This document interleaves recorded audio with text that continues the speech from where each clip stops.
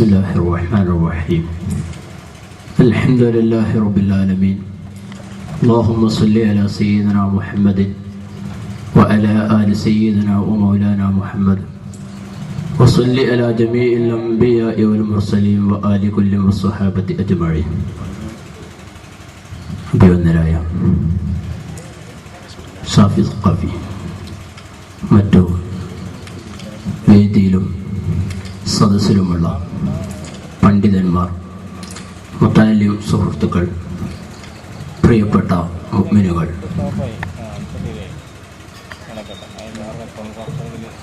ഷാഫി ഉസ്താദിൻ്റെ 5 ദിവസം നീണ്ടു നിൽക്കുന്ന പ്രഭാഷണ പരമ്പരയുടെ ഉദ്ഘാടന സദസ്സിലാണ് നാം സംഗമിച്ചിട്ടുള്ളത്. അല്ലാഹു നമ്മിൽ നിന്ന് ഖബൂൽ ചെയ്യുമാറാവട്ടെ.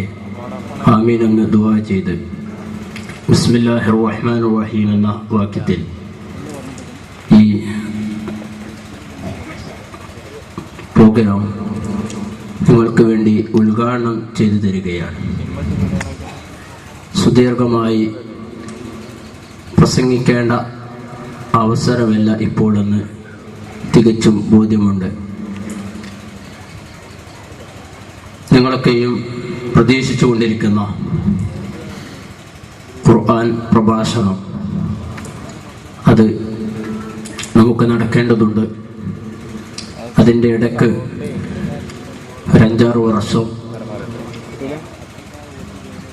എൻ്റെ സ്വന്തം നാടിനെ പോലെ, അതല്ലെങ്കിൽ അതിനേക്കാളും കൂടുതൽ ബന്ധമുള്ള ഒരു പ്രദേശത്ത് ദീനി വിജ്ഞാന സദസ്സ് അതിലൊന്ന് പങ്കെടുക്കുകയും അതോടൊപ്പം തന്നെ സംഘടനാപരമായ ഒരു വിഷയം തൊട്ടടുത്ത് പോകേണ്ട ഒരവസരത്തിൽ നിങ്ങളുമായി ആ പഴയ ബന്ധമൊന്ന് പുതുക്കുക എന്ന ലക്ഷ്യത്തോടു കൂടെയാണ് എത്തിയിട്ടുള്ളത്. അഭിവന്ദരായ കാന്തപുരം ഉസ്താദിൻ്റെ കേരള യാത്ര ഏപ്രിൽ 12 മുതൽ 28 വരെ കാസർഗോഡ് മുതൽ തിരുവനന്തപുരം വരെ നടക്കുകയാണ്. മാനവികതയെ ഉണർത്തുന്നു എന്ന വളരെ ശ്രദ്ധേയമായ ഒരു പ്രമേയം ഉയർത്തിപ്പിടിച്ചുകൊണ്ട് അഭിവന്ദരായ ഉസ്താദ് ഇങ്ങനെയൊരു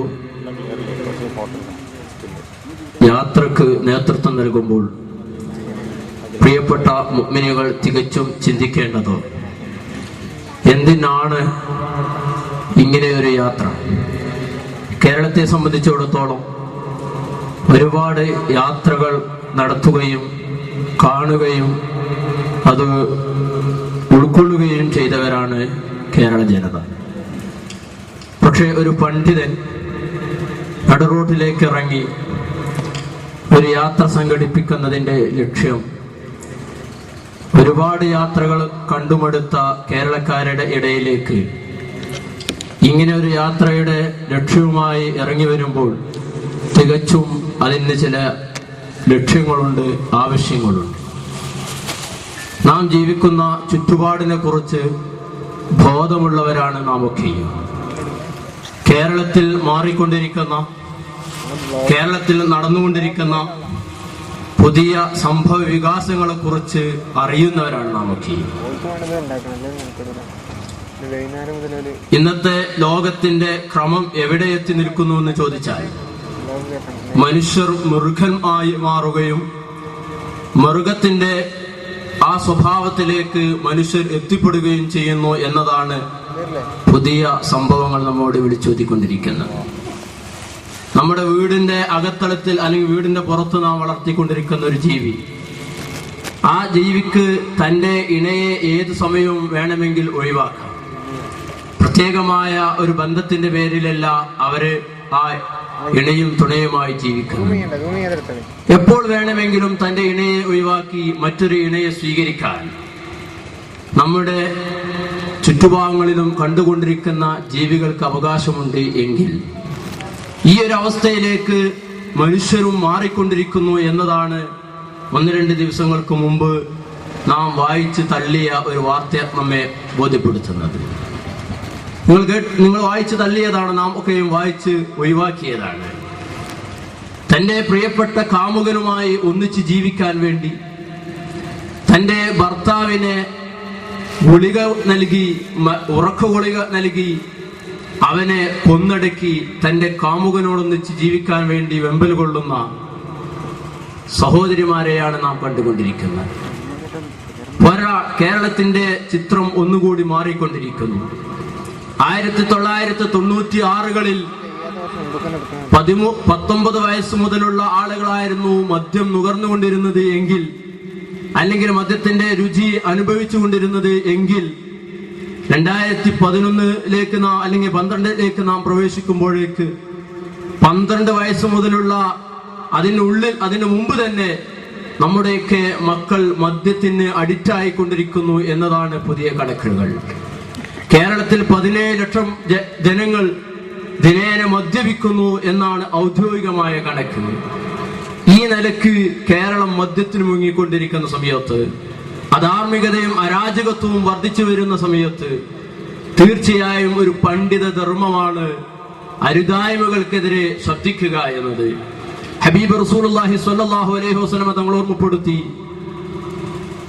വേണ്ടാത്തരങ്ങൾ, അധാർമികതകൾ നാട്ടിൽ പെരുകി വരുന്നു. ആ സമയത്ത് വിവരമുള്ള മനുഷ്യൻ, ഒരു ആലിം മൗനം പാലിക്കുകയാണ് എങ്കിൽ, ഒരു പണ്ഡിതൻ മൗനം വീക്ഷിക്കുകയാണ് എങ്കിൽ തീർച്ചയായിട്ടും അദ്ദേഹത്തിനിക്ക് സകലരുടെയും ക്ഷാപ്പമുണ്ടെന്ന് റസൂലുള്ളാഹി സ്വല്ലല്ലാഹു അലൈഹി വസല്ലം തങ്ങൾ ഓർമ്മപ്പെടുത്തുകയാണ്.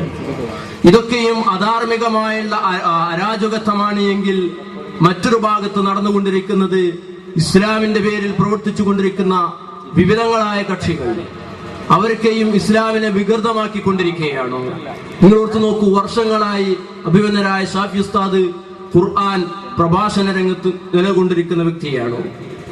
എന്തിനായിരുന്നു സുന്നത്ത് ജമാഅത്തിന്റെ നേതൃത്വത്തിൽ ഇങ്ങനെ കാലങ്ങളായി സ്കൂൾ ഓഫ് ഖുർആൻ എന്ന പേരിൽ നമ്മുടെ സുന്നി സംഘടനകളുടെ നേതൃത്വത്തിൽ ഇങ്ങനെ ഒരു പ്രോഗ്രാം നടത്തിക്കൊണ്ടിരിക്കുന്നത്? ഖുർആനിന്റെ വ്യാഖ്യാനം ആർക്കും നടത്താമെന്ന അവസ്ഥയിലേക്ക് കാര്യങ്ങൾ നീക്കിക്കൊണ്ടിരിക്കുകയാണ്. ഒരു ഭാഗത്ത് ഇസ്ലാം സമഗ്രമാണ്, ഇസ്ലാം കാലികമാണ് എന്നൊക്കെ നമുക്ക് അവകാശപ്പെടാമെങ്കിലും ആ ഇസ്ലാമിന്റെ പ്രമാണങ്ങളിൽ ഒന്നാം സ്ഥാനത്ത് നിൽക്കുന്ന വിശുദ്ധമാക്കപ്പെട്ട ഖുർആൻ, ആ ഖുർആനെ കുറിച്ച് അള്ളാഹു തന്നെ ഓർമ്മപ്പെടുത്തിയത് മാ ഫറത്നാ ഫീ ഹാദൽ കിതാബി മിൻ ശൈ, ഈ ഗ്രന്ഥത്തിൽ ഒന്നും നാം ഒഴിച്ചിട്ടിട്ടില്ല. ഇവിടെയുള്ള സകല വിഷയങ്ങളെ കുറിച്ചും ഈ ഗ്രന്ഥത്തിൽ പ്രതിപാദിച്ചു കൊണ്ടിരിക്കുന്നുണ്ട്. അല്ലെങ്കിൽ ലോകത്ത് വരാനിരിക്കുന്ന സകല വിഷയങ്ങളെ കുറിച്ചും ഖുർആനിൽ കാഴ്ചപ്പാട് രേഖപ്പെടുത്തി വെച്ചിട്ടുണ്ട് എന്ന് രേഖപ്പെടുത്തുകയും ഓർമ്മപ്പെടുത്തുകയും ചെയ്യുന്ന വിശുദ്ധ ഖുർആൻ, ആ ഖുർആനിൽ നിന്ന് ആധുനികപരമായ സംഭവങ്ങളെ കുറിച്ച് വിധി പറയാൻ ഒരിക്കലും അല്പജ്ഞാനികൾ മുന്നോട്ട് വന്നാൽ അത് ദീന് പൊളിക്കലായിരിക്കും. ആർക്കും ഒരു ഖുർആനിന്റെ പരിഭാഷ എടുത്ത് അത് വായിച്ച് ഖുർആനിന്റെ ആശയങ്ങൾ മുഴുവനും എനിക്ക് ഗ്രഹിച്ചിട്ടുണ്ട് എന്ന് പറയുന്നത് അത് അദ്ദേഹത്തിന്റെ വിഡ്ഢിത്തരമാണ് ഓർമ്മപ്പെടുത്തിക്കൊണ്ടിരിക്കുന്നത്. നിങ്ങൾ ഓർത്തു നോക്കൂ, ഇന്ന് സകലയിടത്തും ബിദ്അഈ കക്ഷികൾ ഖുർആൻ ക്ലാസുകൾ നടത്തിക്കൊണ്ടിരിക്കുകയാണ്. ഞാൻ ചോദിക്കുന്നു, വിശുദ്ധമാക്കപ്പെട്ട ഈ പ്രമാണം, ആ പ്രമാണത്തിന് വിശദീകരണം നൽകേണ്ടത് ആരായിരുന്നു? ഹബീബ് റസൂലുള്ളാഹി സ്വല്ലല്ലാഹു അലൈഹി വസല്ലം തങ്ങൾ. ആ നബി സല്ലല്ലാഹു അലൈഹി വസല്ലം തങ്ങളിൽ നിന്ന് അതിന്റെ വിശദീകരണം കേൾക്കുകയും ഉൾക്കൊള്ളുകയും ചെയ്യുന്ന സ്വഹാബത്താണ് അതിന് ആധികാരികമായ വിശദീകരണം നൽകേണ്ടത്. അതിനുശേഷം അത് പഠിച്ചവരാണ് അതിന്റെ വിശദീകരണം നൽകേണ്ടത്. എങ്കിൽ ഇന്ന് ഖുർആനിൽ എല്ലാം ഉണ്ട്. ഖുർആനും ഹദീസും മാറ്റി നിർത്തി മറ്റൊരു പ്രമാണങ്ങളിലേക്ക് നീങ്ങേണ്ടതില്ലെന്ന് പറയുന്ന വിധേയ കക്ഷികൾ, അവരുടെ കാര്യം എവിടെ എത്തി നിൽക്കുന്നു? ലോകം മാറിക്കൊണ്ടിരിക്കുകയാണ്. നാം വായിച്ചു തള്ളിയൊരു വാർത്തയുണ്ടായിരുന്നു. അടുത്ത ദിവസം കൊച്ചിയിൽ നടന്ന ഒരു അപകടത്തിൽ ഒരു സുഹൃത്തിന്റെ, ഒരു മനുഷ്യന്റെ മുഖം ഒന്നടക്കം വികൃതമാവുകയാണ്. ആ മനുഷ്യന്റെ മുഖം മാറ്റിവെക്കുന്ന ശാസ്ത്രക്രിയ നടത്തി വിജയിച്ചു എന്ന് നാം പത്രധാര വായിച്ചു കഴിഞ്ഞു. നിങ്ങൾ ഓർത്തു നോക്കൂ, ഇങ്ങനൊരു സംഭവം നടക്കുമ്പോൾ ഇസ്ലാമിന് എന്താണ് ഇതിൽ പറയാനുള്ളത്? അല്ലെങ്കിൽ പുതിയ പുതിയ കണ്ടുപിടുത്തങ്ങളിൽ ഇസ്ലാമിന്റെ കാഴ്ചപ്പാട് എന്തെന്ന് ചോദിച്ചാൽ വ്യക്തമായി മറുപടി പറയേണ്ടത് ഖുർആനിൽ നിന്ന് തന്നെയാണ്. കാരണം ഖുർആനാണ് ഇസ്ലാമിന്റെ ഒന്നാമത്തെ പ്രാമാണിക ഗ്രന്ഥം. പക്ഷേ ആ ഖുർആനിൽ നിന്ന് ഇതുപോലത്തെ വിധികൾ എങ്ങനെ കണ്ടെത്താൻ സാധിക്കും? അതേപോലെ തന്നെ ഇനി നേരെ ഹദീസ് പിടിച്ചിട്ട് ഒരാള് പറയുന്നത് ഞങ്ങളുടെ മുമ്പിൽ ഖുർആനും ബുഖാരിയും മുസ്ലിമും തുടങ്ങിയ ഹദീസ് ഗ്രന്ഥങ്ങളുണ്ട്, ആ ഹദീസ് ഗ്രന്ഥങ്ങളിൽ നിന്ന് ഇസ്ലാമിക വിധികൾ പറഞ്ഞു തരാൻ സാധിക്കുമെന്ന് പറഞ്ഞാൽ പല വിഷയങ്ങളെ കുറിച്ചും മൗനം പാലിക്കേണ്ടി വരും. നിങ്ങൾക്കറിയില്ലേ, ക്ലോണിംഗ് വിഷയം രാജ്യത്ത് ചർച്ച ചെയ്ത സമയത്ത് ബിദഈ കക്ഷികളോട് ചോദിച്ചു, എന്താണ് ക്ലോണിങ്ങിന്റെ ഇസ്ലാമിക മാനദണ്ഡം, അതിന്റെ വിധി എന്താണെന്ന് പറയുമോ? അവരുടെ മറുപടി എന്തായിരുന്നു? മനുഷ്യനിൽ ക്ലോണിംഗ് രൂപപ്പെട്ടു വരികയാണെങ്കിൽ അവിടെ വെച്ച് ഞങ്ങൾ മറുപടി പറയുമെന്നായിരുന്നു. എന്റെ ഖുർആൻ മുമ്പിലുണ്ട്, ഹദീസ് മുമ്പിലുണ്ട്. ഈ ഖുർആനും ഹദീസും വെച്ച് ഒരു വിധി കണ്ടെത്താൻ എന്തുകൊണ്ട് സാധിച്ചില്ല? എന്തായിരുന്നു പ്രശ്നം?